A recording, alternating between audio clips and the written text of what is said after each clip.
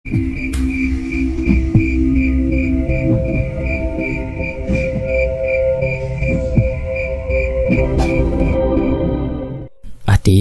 sehabis sarapan, kamu ikut Pak D ke ladang ya, kata Pak D saat setelah menyeruput kopi yang masih terlihat mengepul. Boleh Pak D, sekalian cari udara segar, jawab Adit. Bude kemana Pak D? Tanya Adit saat tidak melihat keberadaan budenya. Bude lagi nganterin Mbok Sarmin ke pasar, beli keperluan untuk pengajian nanti malam. Nanti malam kalau ndak mau ikut, Adit ikut daripada harus sendirian di rumah. Sela Adit sebelum Pak D-nya menyelesaikan kalimatnya. Siap-siap sekarang Dit, kita jalan ya ke ladangnya, sekalian olahraga kamu, ucap Pak D. Tersenyum saat melihat Adit hendak mengambil kunci motor yang tergantung di dinding dekat meja TV. Semalam Adit juga olahraga Pak D, sungut Adit tidak terima dengan ucapan yang terlontar dari bibir pria parubaya itu. Iya ya udah Bu, aku pamit ke kebun. Nanti kalau ada apa-apa langsung kabari ya, ujar Pak D sambil mencium tangan nenek. Segera Adit juga melakukan hal yang sama. Mereka berdua berjalan menuju ladang. Beberapa warga yang mereka temui tersenyum ramah. Bahkan ada yang sengaja menghentikan mereka hanya untuk sekedar menanyakan siapa Adit. Dari sini sampai ujung sana, dekat dengan hutan itu, kebun milik kakekmu. Sekarang yang ngurusin ya cuma Pak D, karena bapakmu itu ndak mau, lebih milih jadi pengacara katanya, kata Pak D sambil menunjukkan di mana saja batas ladang milik kakeknya. Setahu Adit, memang Pak D-nya ini lulusan sarjana pertanian, jadi dia juga bisa tahu seluk-beluk tentang pekerjaannya saat ini. Adit hanya melihat-lihat apa yang dikerjakan Pak D Marwan. Sesekali dia berbincang dengan warga yang bekerja menggarap ladang milik kakeknya. Luas juga, batin Adit. Dit, sini, panggil Pak D setengah berteriak. Adit melihat ia sedang duduk di saung bersama seorang laki-laki yang Adit kenali sebagai pria yang menyuruhnya pulang saat berada di rumah Mbok Sarmin. Kenalin, ini Dit, Kang Amar, kata Pak D sambil memperkenalkan sosok Kang Amar kepada Adit. Kang Amar sendiri memiliki perawakan tinggi kekar, kulit khas orang pegunungan, garis muka tegas dan memiliki karisma. Kang, sapa Adit. Terakhir kali lihat kamu masih SD, sekarang sudah besar. Gimana kabar Gunawan di kota? Ucap Kang Amar. Setelah itu mereka bertiga membicarakan hal-hal yang remeh. Baru Adit tahu kalau memang dulu ayahnya juga merupakan anak yang badung di desa ini. Siang semakin terik. Beberapa kali Adit mengipasi kepalanya dengan topi yang ia kenakan. Pak D dan Kang Amar sekarang sedang berjalan tidak jauh dari saung tempat Adit berteduh. Dit, kita pulang sekarang. Jenazah Ningrum sudah dibawa ke rumahnya, ujar Pak D terlihat terburu-buru. Adit hanya bisa menurut dan segera mengikuti Pak D-nya dan Kang Amar. Sesampainya di rumah Mbok Sarmin, sudah banyak warga yang bergerombol. Beberapa sedang menyiapkan kursi dan sebagian lainnya bergegas menuju pemakaman untuk membuat liang lahat bagi Ningrum. Jangan jauh-jauh dari Pak D, ucap Pak D-nya sambil menyeret Adit untuk dekat-dekat dengannya. Entah kenapa, semenjak kejadian semalam, Adit merasa Pak D Marwanto selalu berusaha agar Adit tidak lepas dari pengamatannya. Pak Kades, sapa Pak D saat sudah duduk di sebelah orang nomor 1 di desanya itu. Beda sekali dengan nada pembicaraan yang Adit dengar semalam. Kini Pak D sedang berbicara dengan pemimpinnya, bukan dengan teman sebayanya. Mar, dari mana? Jawab Pak Kades tersenyum. Setelah pemakaman, kalian datang ke rumah ya. Lanjutnya lirih yang hanya bisa didengar oleh mereka bertiga. Prosesi pemakaman Ningrum berlangsung cepat. Jarak antara rumah dan kuburan tidak terlampau jauh. Sebelum prosesi pemakaman dimulai, Adit sengaja membantu warga desa untuk menyiapkan segala sesuatunya. Beberapa kali dia melewati tempat di mana jasad Ningrum ditemukan. Mungkin ini hanya perasaannya saja, tapi tiap kali dia melintas, bau amis selalu tercium olehnya. Jasad Ningrum sudah selesai dikuburkan. Tidak ada sesuatu yang terjadi saat proses pemakaman. Hanya Mbok Sarmin yang terus-menerus menangis dan pingsan beberapa kali. Wajar, pikir Adit, karena ditinggal anak semata wayangnya. Orang tua mana yang tidak sedih saat melihat anaknya pergi mendahuluinya? Adit, ikut ke rumah Pak Kades, Pak De, tanya Adit lirih saat mereka semua berjalan kembali dari pemakaman. Iya, ikut saja, kata Pak De yang kini berjalan mendahului Adit. Sesampainya di rumah Pak Kades, nampak sudah ada beberapa orang, termasuk Kang Amar dan sosok yang pernah Adit temui sebelumnya. Arif, ucap Adit sedikit kaget, tidak menyangka kalau dia akan dipertemukan lagi oleh orang yang menurutnya asyik tapi sedikit aneh. Loh, kalian saling kenal toh? Kata Pak Prianto keheranan. Ini pemuda yang Arif ceritakan, Pak, ucap Arif tersenyum sambil menyalami Adit dan Pak De Marwanto. Seolah keberadaan mereka tidak layak menjadi konsumsi publik, Pak Prianto menggiring mereka untuk duduk ke teras belakang rumahnya. Steko kopi dan makanan ringan juga sudah tersaji. Tak luput sebelum mereka masuk, semua orang diwajibkan untuk membersihkan diri dahulu, mengingat di rumah itu ada seorang balita, khawatir jika ada sawan yang menempel dari kuburan. Jadi, Mbok Sarmin sudah mengetahui penyebab kematian Ningrum? Tanya Pak Amar. Seketika atmosfer yang berada di ruangan itu berubah. Yang awalnya santai, penuh dengan gurauan, kini semua menatap Pak Amar dengan sungguh-sungguh. Sudah, tadi saat aku berada di rumahnya, aku meminta Mbok Sarmin dan Nek Harjo untuk berbicara sebentar, ucap Pak Prianto. Terlihat asap dari rokok yang ia hisap keluar dari bibir dan hidungnya. Jadi, apa penyebab kematian Ningrum? Apakah benar dia bunuh diri? Tanya Pak Amar. Tidak, penyebab kematiannya memang gantung diri. Tapi ada faktor lain yang membuatnya meninggal. Ada seseorang yang memaksa janinnya keluar dan membawa ari-ari si jabang bayi, ucap Pak Prianto dengan menutup matanya. Adit yang mendengar hal itu merasa merinding hebat. Bulu kuduknya tiba-tiba berdiri, mengingat setan Ningrum yang ia temui tadi malam. Biadab, orang yang melakukan itu sudah tidak bisa dikatakan lagi sebagai manusia, geram Pak De mendengar penuturan Pak Kades. Sekarang, masalahnya bukan di situ. Pelaku ini memang bukan lagi manusia, tapi iblis yang menyerupai manusia. Kalau kita membiarkan orang ini berkeliaran, kejadian itu akan terulang kembali. Ingat, 3 hingga 4 bulan setelah kematian Asih, ada korban selanjutnya dengan kondisi yang sama, walau kondisi jasadnya terbilang jauh lebih baik, ujar Pak Prianto serius. Adit hanya dia mengamati orang-orang di sekitarnya. Kalau memang ini pertemuan rahasia agar tidak menghebohkan warga, kenapa pula Adit yang bisa dikatakan orang asing justru ikut duduk di antara orang-orang ini? Kau tahu kenapa orang itu meninggalkan jasad Ningrum dan janinnya dan hanya membawa ari-ari dari bayi yang bahkan masih dalam hitungan bulan? Tanya Pak Amar kepada setiap orang yang sedang duduk di sana. Kepala Adit mulai terasa berat. Dia tidak memahami apa yang sedang dibicarakan orang-orang ini. Sedang Arif juga sedari tadi hanya dia memperhatikan.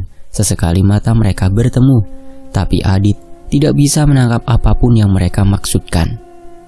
Tumbal, ucap Arif seketika. Benar, entah untuk kekayaan atau apapun, aku tidak tahu. Yang kumaksudkan sekarang, siapa yang membuahi Ningrum sampai tidak ada satupun orang yang tahu kalau Ningrum sedang hamil, ucap Pak Amar. Otak Adit berpikir keras.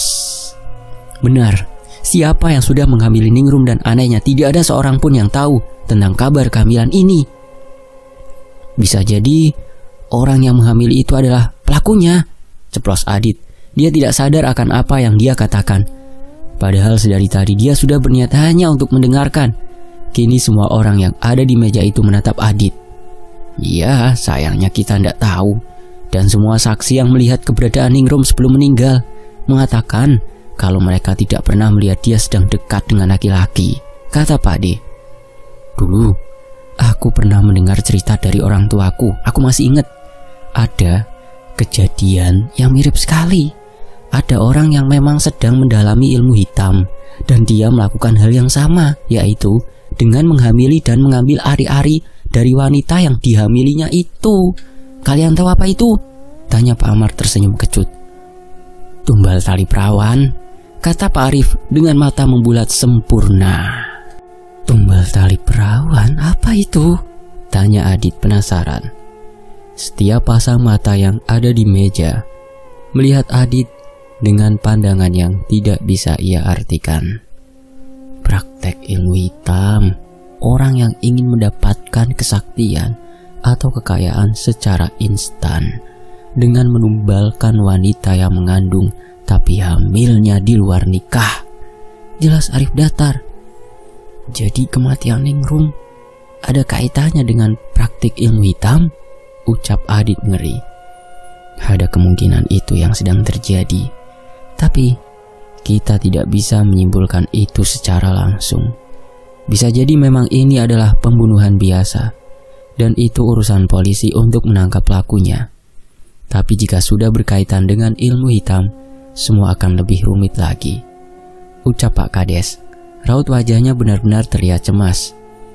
Jika memang ini adalah urusan desa ini, kenapa saya harus duduk di sini sekarang, Pak? Bahkan saya juga tidak mengenal orang-orang di desa ini, tanya Adit. Sedari tadi dia penasaran dengan keberadaannya yang diikut sertakan dalam perbincangan tentang tumbal atau apalah namanya. Justru karena kamu yang dihantui Ningrum, makanya saya meminta Marwanto untuk mengajakmu, kata Pak Kades. Adit masih tidak mengerti dengan tujuan dari mereka. Mungkin saja memang kebetulan dia sedang apes malam kemarin, sampai ada setan yang mengganggunya. Apa tidak aneh, Dit? Kamu baru sehari bertemu Ningrum, lalu dia menemuimu dan meminta tolong, ucap Pak Amar. Ya, mungkin saja memang Adit lagi apes. Sangga Adit yang masih menyangkal kalau dia ada kaitannya dengan semua ini. Dan ada puluhan orang di desa ini yang dia kenal. Lantas dia malah memilih orang yang baru saja dia kenal. Begitu? Kata Pak Amar mengejek. Benar juga, ada puluhan orang yang Ningrum kenal. Tetapi kenapa malah menemui Adit untuk meminta tolong? Paham sekarang? Ada orang yang sedang mengincarmu. Aku harap diriku salah. Tapi kalau benar, teror Ningrum tidak akan berhenti dalam satu malam, ucap Pak Amar melihat Adit lekat-lekat. Sedangkan Adit, dia hanya terdiam ngeri dengan apa yang diucapkan oleh Pak Amar. Saat memandang Pak D-nya pun, dia juga tidak mendapat jawaban sama sekali. Di sisi lain, Adit dan Pak D Marwanto sudah berada di rumah Nek Harjo. Setelah selesai membicarakan tentang kematian Ningrum, mereka segera pamit untuk pulang. Terlebih, memang langit sudah mengabu. Tidak baik untuk keluar malam-malam di waktu seperti ini. Dit, ucap Pak D, tengah berdiri di ambang pintu kamar Adit. Iya Pak D, jawab Adit, yang langsung duduk dari pembaringannya. Pak D berjalan masuk ke kamar dan membuka jendela yang sedari tadi Adit tutup. Udara dingin langsung terasa menyeruak, membuat tubuh Adit bergidik. Saat Adit melihat keluar, ada sedikit kerisauan dalam batin Adit. Desa itu tampak benar-benar sepi dan mencekam, ditambah kabut tipis yang sudah mulai turun. Tiba-tiba saja, dia merasa kangen dengan ayah, ibu, dan Nisa. Jangan sampai orang rumah tahu soal yang kita bicarakan tadi di rumah Prianto ya, Dit, kata Pak D, menoleh menatap Adit. Tidak Pak D, Adit belum cerita apapun dengan siapapun. Pak D tahu apa yang kamu pikirkan, Dit. Tapi percuma saja jika kamu kembali ke kota. Kalau memang benar ada orang yang sedang mengincarmu, justru malah bahaya jika sekarang kamu jauh dari Pak D dan yang lainnya. Lanjut Pak D yang sudah kembali menatap keluar. Tapi kenapa mereka mengincar Adit, Pak D? Tanya Adit bingung. Jelas sekali Adit kebingungan. Walau bisa dibilang dirinya berakar dari desa ini, akan tetapi sudah lama sekali Adit berkunjung. Jangankan mencari masalah, kenal dengan orang desa saja tidak. Tenanglah, Pak D dan yang lainnya juga sedang mencari tahu. Semoga benar tidak ada hubungan antara kematian Ningrum dan juga kedatanganmu di desa ini," ucapnya sambil berlalu meninggalkan Adit dalam kegalauan. Beranjak, Adit mengambil rokok dan segera membakarnya. Ingin rasanya mengumpat. Niat hati berharap bisa melupakan Dinda. Malah sekarang dia harus bermain-main dengan sesuatu yang sama sekali tidak diketahuinya. Semuanya berputar di kepala Adit. Dinda, Ningrum, tumbal, ilmu hitam. "Wah, bodoh amat dengan itu semua," ucapnya jengkel. Tidak mau melihat sesuatu yang membuat sakit jantung, bergegas Adit menutup kembali jendela kamarnya. Entah berapa lama Adit duduk termenung. Berbatang-batang rokok sudah ia bakar. Berharap bisa menenangkan pikirannya. Srek. Adit terdiam mematung. Ia mendengarkan dengan cermat. Jelas sekali baru saja ada sesuatu yang bergerak di luar kamarnya. Ketakutan kembali menjalar di dalam diri Adit. Meski tidak tahu pasti apa yang sedang bergerak di luar, tetap saja bayangan-bayangan mengerikan muncul di pikiran Adit. Srek. Kembali lagi suara itu muncul. Kini malah diikuti dengan bau yang sedikit menyengat, mengendus-endus. Adit mengingat-ingat di mana dia pernah mencium bau ini. Sepersekian detik ia belum menyadari. Dek. Adit ingat. Detak jantungnya tiba-tiba saja berdebar kencang. Matanya membulat. Ketakutan. Ini bau amis yang dia temui saat berada di rumah Ningrum. Bau amis darah yang bercampur dengan tanah. Dek. Adit ingat. Detak jantungnya tiba-tiba saja berdebar kencang. Matanya membulat ketakutan. Bau amis darah yang bercampur dengan tanah. Jantungnya tiba-tiba berdebar semakin keras. Sampai-sampai suara detakannya mencapai telinga Adit. Buru-buru Adit beranjak dan segera membaringkan tubuhnya di atas kasur. Disabetnya headset yang ada di meja dan segera dia pasang di telinga. Tangannya gemetar hebat saat menutul-nutul layar handphone yang sedang ia genggam. Mencari ketenangan, Adit memilih untuk mendengarkan ayat-ayat Al-Quran. Adit tersentak, kamarnya benar-benar gelap. Sejenak, dia tidak bisa melihat apapun sekitarnya. Butuh waktu beberapa detik untuk membiasakan penglihatannya dalam kegelapan yang tidak wajar. Srek. Adit menoleh dengan cepat. Ada sesuatu di ujung kamarnya. Seseorang yang sedang berdiri. Adit tidak bisa melihat siapa sosok itu. Kegelapan di kamarnya setengah membuat dirinya buta. Adit mencoba mengedip-edipkan matanya dan mengucap beberapa kali, berharap apa yang dia lihat hanya sebuah bayangan dari perabot kamar tidurnya. Srek. Adit kembali tersentak. Sosok itu berjalan sangat pelan sekali. Nafas Adit mulai memburu. Tubuhnya gemetar. "Siapa kamu?" ucapnya terbata. Sosok itu terus berjalan pelan. Ada sesuatu yang mengikuti setiap pergerakannya. Bodohnya, bukannya berlari, tapi bagai terpana, justru Adit malah terus memperhatikan sosok itu. Tek. Lampu kamar tiba-tiba saja menyala. Dalam sekejap Adit mengedip, namun sosok yang tadi ada di depannya sudah hilang bagai tertiup angin. Celingukan, Adit tidak mendapati apapun di dalam kamarnya. Mungkin cuma halusinasiku, ucapnya sambil menyeka keringat yang muncul di dahinya. Menghela nafas panjang, Adit kembali berbaring. "Mas?" Dengan cepat Adit menengokkan kepalanya ke arah kanan. Wajah pucat itu benar-benar dekat sekali dengan muka Adit. Terasa sekali hembusan nafas yang muncul dari kedua hidung wanita itu. "Mas, tolong aku," ucap Ningrum lirih. Adit hanya bisa menatap syok. Mulut dan tubuhnya terkunci rapat. Adit sama sekali tidak bisa bergerak. "Mas, tolong aku, Mas. Mas, tolong aku," teriak Ningrum. Bau yang muncul berasal dari mulutnya benar-benar busuk dan memuakkan. Adit tiba-tiba saja bisa bergerak. Dia langsung melompat hingga terjatuh di pinggiran dipan. Ningrum masih ada di depannya. Kini ia sudah berdiri, muka pucatnya dengan darah segar yang mengalir dari selangkangannya membuat spray kasur Adit menjadi merah gelap. "Pergi, pergi!" teriak Adit. Adit tersentak bangun. Tubuhnya benar-benar basah oleh keringat. Mimpi yang barusan dia alami benar-benar terasa nyata. Nafasnya begitu cepat, seperti baru saja berlari ratusan meter. Astagfirullah, ada apa ini sebenarnya? ucap Adit mengusap mukanya. Belum juga jantung Adit berdetak normal, kini ia mendengar ada seseorang yang tengah berjalan di luar kamarnya.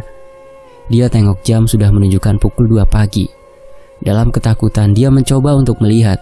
Siapa tahu Pak D-nya belum tidur, jadi dia bisa meminta Pak D Marwanto untuk menemaninya tidur malam ini.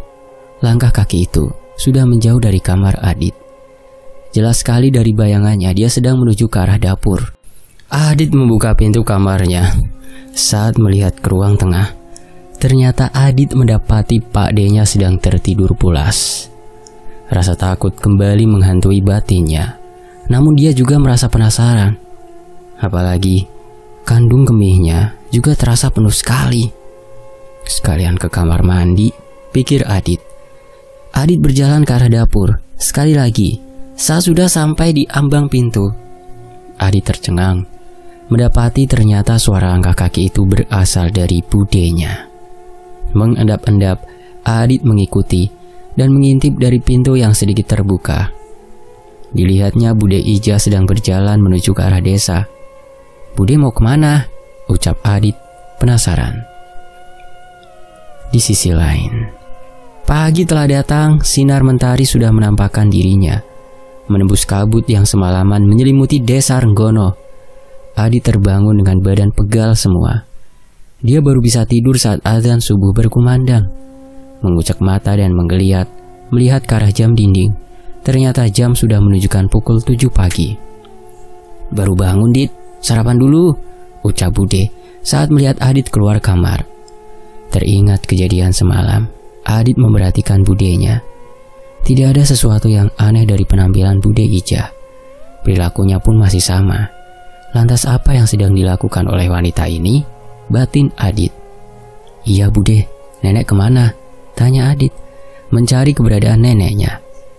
"Ibu sama Mbok Sarmin sudah sedari tadi keluar rumah. Mau jalan pagi katanya," kata Bude sambil meneruskan kegiatannya menyapu. Adit berjalan menuju ke arah dapur. Seperti sebuah rutinitas, Pak D Marwanto tengah duduk di atas amben, lengkap dengan secangkir kopi, singkong rebus, dan sebatang rokok yang menyala di atas asbak. "Dit, sini," pinta Pak D menggeser tubuhnya dan menuangkan secangkir kopi. Adit menengok ke arah pintu dapur yang menghubungkan dengan ruang tengah. Merasa tidak ada orang lain selain mereka, Adit buru-buru menceritakan apa yang dia mimpikan semalam. Namun tidak dengan kejadian saat melihat budenya pergi keluar rumah pada pukul 2 dini hari. Pak D Marwanto dengan seksama mendengarkan cerita Adit. Sesekali dia mengerutkan dahinya. Pak D Marwanto menghela nafas panjang. Jelas sekali ada rasa khawatir dan penasaran yang muncul di wajahnya yang sudah berkeriput di beberapa bagian. "Setelah ini kamu mandi dan ikut Pak D ke ladang ya. Di sana kita bisa bicara lebih bebas. Pak D takut kalau ada yang mendengar kamu diteror ningrum. Terlebih jika Mbok Sarmin sampai tahu, pasti kepikiran. Kasihan dia sudah tua," lanjutnya. Adit yang paham akan maksud dari perkataan Pak D-nya hanya mengangguk. Dia semakin yakin ada sesuatu yang sedang tidak beres dengan dirinya dan kematian Ningrum. Aneh sekali. 2 hari berturut-turut dia mendapatkan teror dari setan Ningrum. Mereka berdua kini tengah berjalan menyusuri jalanan kampung. Suasana yang masih tergolong pagi sebenarnya memanjakan paru-paru Adit. Sempat beberapa kali mereka berpapasan dengan warga desa. Sepintas Adit memperhatikan ekspresi yang muncul. Namun hampir semua sama dan tidak ada yang membicarakan perihal kematian Ningrum yang ganjil. Sesampainya di ladang, Pak D Marwanto langsung berjalan ke arah tengah, sedang Adit memilih untuk duduk di saung. Beberapa kali dia melihat Pak D-nya menunjuk-nunjuk dan berbicara dengan warga yang bekerja di ladang milik neneknya. Udara yang segar membuat Adit terbuai. Sesekali dia memejamkan matanya, memikirkan masalah pribadinya yang berujung pada sosok Dinda. "Dit," hampir saja Adit terjatuh. Suara sapaan Arif membuat dirinya terlonjak sampai kopi yang ada di sampingnya tumpah. "Kenapa kamu, Dit? Habis diliatin setan lagi?" ucap Arif tertawa. "Kamu, Rif, ngapain kamu di sini? kata Adit sambil menggosok-gosokkan tangan di atas jantungnya. Jalan-jalan pagi, Dit. Abis nganter Pak Prianto ke kantor kepala desa. Jadi gimana semalam? Didatangi wanita itu lagi, kata Arif. Heran aku, Rif. Semalam Ningrum datang lagi. Cuma lewat mimpi. Tapi sebelumnya aku mendengar suara-suara. Ada orang berjalan dan bau amis yang begitu menyengat. Jelas Adit. Arif diam memperhatikan Adit sejenak. Sekilas Adit melihat sorot matanya, tampak kosong dan menerawang. Ya, sepertinya benar dugaanku, ucap Arif memalingkan kepalanya dari Adit dan melihat jauh ke depan. Dugaan apa? Tanya Adit penasaran. Semalam aku mencoba meminta petunjuk. Dan benar saja, memang ada orang yang sengaja mengirimmu demit, kata Arif. Bulu kuduk Adit meremang. Ada kejengkelan yang muncul di dalam hatinya.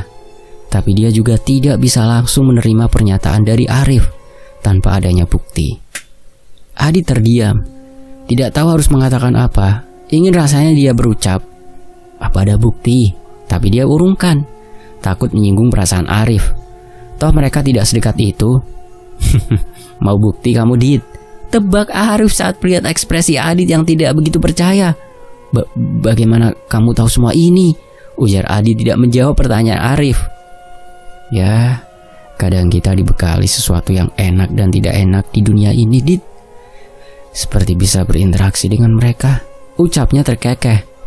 Maksudmu kemampuan untuk melihat mereka? Tanya Adit. Arif hanya mengangguk-anggukkan kepalanya. Kalau begitu, bisakah aku minta tolong? Bicaralah kepada setan Ningrum, suruh dia untuk tidak menggangguku, kata Adit dengan polosnya. Mendengar ucapan Adit, bukannya Arif menanggapi dengan serius.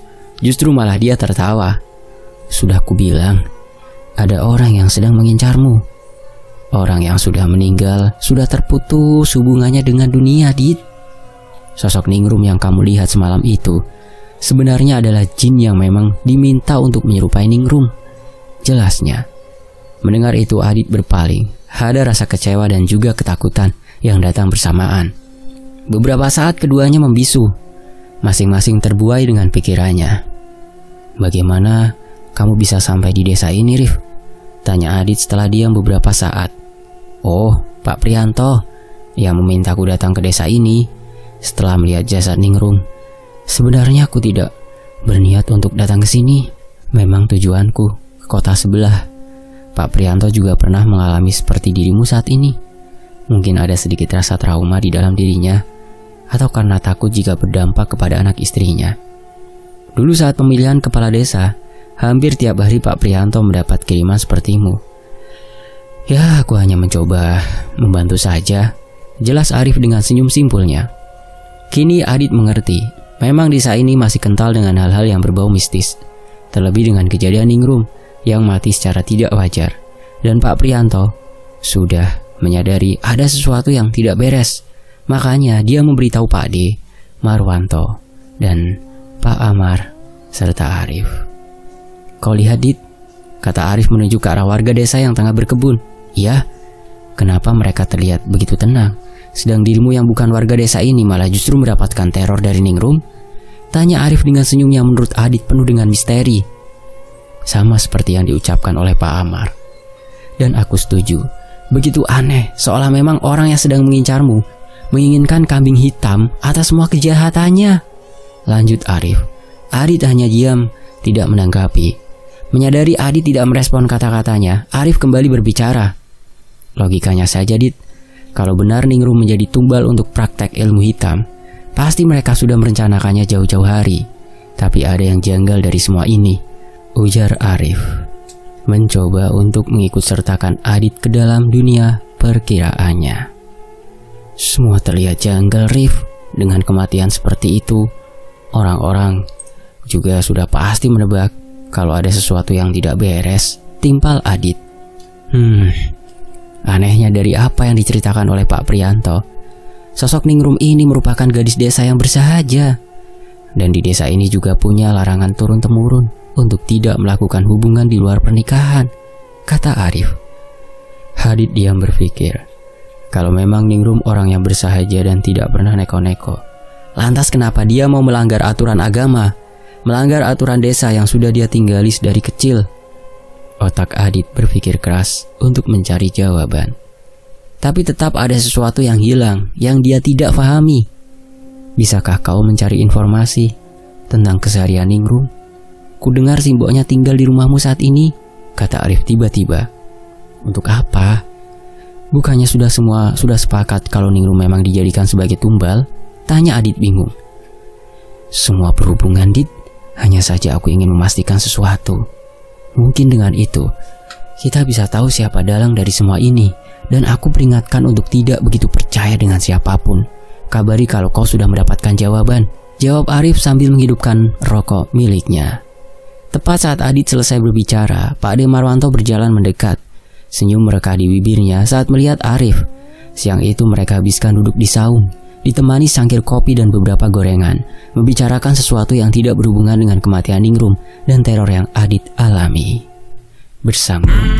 Nantikan bagian berikutnya secepatnya di Fakta Sejarah.